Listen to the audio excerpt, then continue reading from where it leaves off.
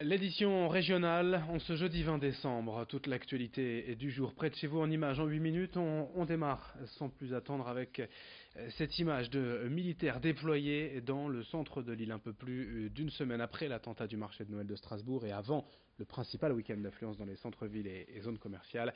Le gouvernement vient de déployer ces derniers jours 1800 militaires de plus dans les secteurs à risque, du réseau Sentinelle qui surveille les comportements suspects, prêt à agir le plus vite possible en cas de besoin. Ces militaires travaillent bien sûr en lien avec les forces de police locales pour rassurer avant tout les populations par leur simple présence.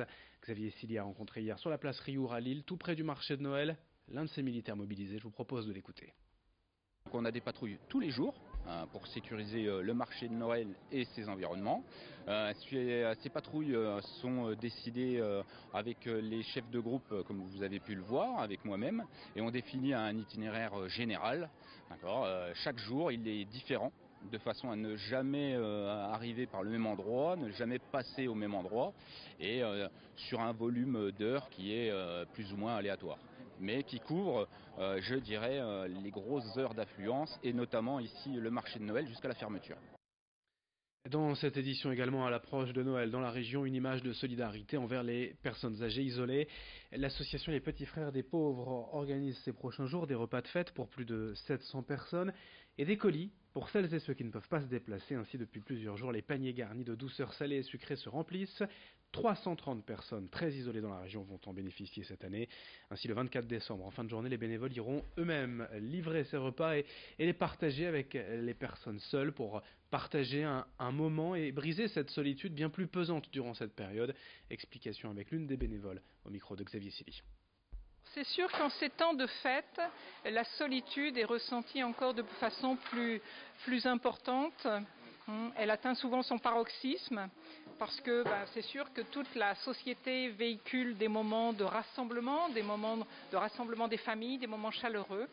Donc cette solitude est encore plus ressentie. Donc j'allais dire que nous cherchons essentiellement à briser cette solitude, à établir cette relation pour permettre aux personnes d'échanger des mots, des sourires, de la joie, échanger une chaleur ensemble. Autre actualité régionale en images, dans le bassin minier, face au musée du Louvre-Lens, les anciens corons de mineurs ont été transformés en hôtel de luxe. Après 2 ans de travaux, l'établissement a ouvert ses portes il y a environ un mois.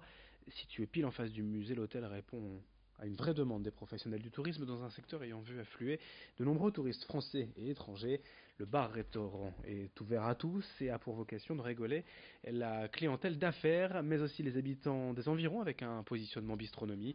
Cet hôtel classé 4 étoiles a donc été construit en lieu et place de 26 anciennes maisons de mineurs et de ses corons. Il reste d'ailleurs la structure et les briques dans un style désormais épuré, chaleureux, plus moderne. Présentation au micro d'Idil Gunaï.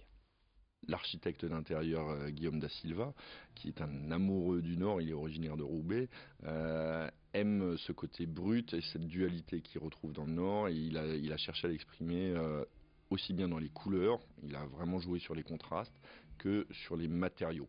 Vous avez de la brique brute et qui contraste avec du bois ou avec de la moquette profonde. Voilà, il a joué sur les contrastes et il avait très à cœur de, comme il le dit lui-même, montrer les cicatrices du passé et les mettre en valeur. On ne veut pas tomber dans le cliché, avoir des photos de mineurs et vendre des histoires tristes. Non, c'est pas ça. C'est vraiment souligner par pointillé l'histoire de ces lieux qui est assez incroyable. Dans ce journal également, on parle de sport et même d'aventure avec le pilote de quad calaisien Axel Dutry, prêt à s'élancer pour le Dakar dès le 6 janvier prochain au Pérou. Son départ de France est prévu dans 10 jours, le 2 janvier, avec tout son staff et son matériel, même si son quad, lui, est déjà sur place. Il est parti fin novembre du Havre par bateau. Pour Axel Dutry, c'est la 3e participation au Dakar, après une vingtaine d'enduropales et toutes sortes de courses sur sable. Il a commencé à piloter dès le plus jeune âge, à 8 ans, et espère encore bien figurer sur son quad, qu'il nous présente d'ailleurs avec ses ambitions au micro de Louis Caillé. Il y a 2 ans, je l'ai fait en 450, parce que c'est une machine qu'on connaît très bien dans les courses de sable. C'était un pari, parce que j'étais quasiment un des premiers à faire en 450, parce qu'historiquement, tout le monde prend des 700.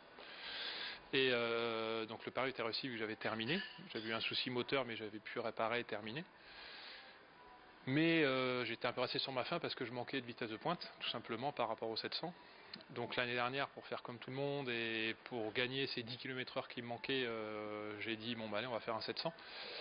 Sauf que c'est une machine qui est beaucoup plus lourde, qui est aussi plus fiable, donc il n'y a pas de point de fiabilité, mais qui est plus lourde, qui est un petit peu plus physique aussi à conduire, et surtout moins fun.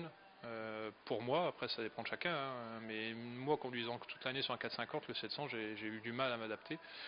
Et là cette année j'ai profité pour repartir sur un 450, tout simplement parce que le parcours est normalement plus court, enfin il est plus court, et normalement plus technique, donc où là je pense que le 450 sera à son avantage, puisqu'il n'y aura pas de grande ligne droite, il n'y aura que des dunes. Donc lui étant plus léger et aussi puissant que le 450, je pense que ça va être que le 700 pardon. Je pense que ça va être plus sympa à conduire. Et puis pour terminer cette édition, une nouvelle exposition au Forum départemental des sciences à Villeneuve d'Ascq jusqu'au 8 mars. Corps et encore réunit une approche à la fois artistique et scientifique grâce à des technologies permettant l'interactivité et l'immersion. L'idée c'est de découvrir les mouvements de son corps, de prendre conscience qu'ils permettent d'exprimer des émotions. L'expo présente ainsi différents modules permettant notamment de créer des sons ou de s'exprimer par la danse. L'objectif étant de rendre les enfants acteurs de la visite, mais les parents aussi peuvent participer. C'est une exposition interactive et intergénérationnelle. Explication au micro d'Idil Gunaï. Dans l'atelier, en particulier pour les familles, on travaille autour de bonhommes fil. L'enfant va travailler sur des silhouettes qu'il va fabriquer, des petits bonhommes, et puis essayer de les faire bouger et essayer de reproduire ou pas les mouvements que peuvent faire ces petites silhouettes. C'est l'objectif général du petit forum, c'est vraiment de rassembler parents et enfants, de leur permettre d'échanger, d'interagir, de permettre aux enfants de grandir et de permettre aussi aux adultes d'observer leur enfant, de l'accompagner, de l'aider et de prendre conscience aussi de tout ce développement, parce que les enfants ils changent en permanence en fait, et les adultes du coup aussi, ça les fait changer. Fin de ce journal, merci de votre fidélité. D'autres infos à suivre dans un instant, vos prévisions météo dans une poignée de secondes et dès le prochain quart d'heure, un nouveau journal proposé par l'ensemble de la rédaction.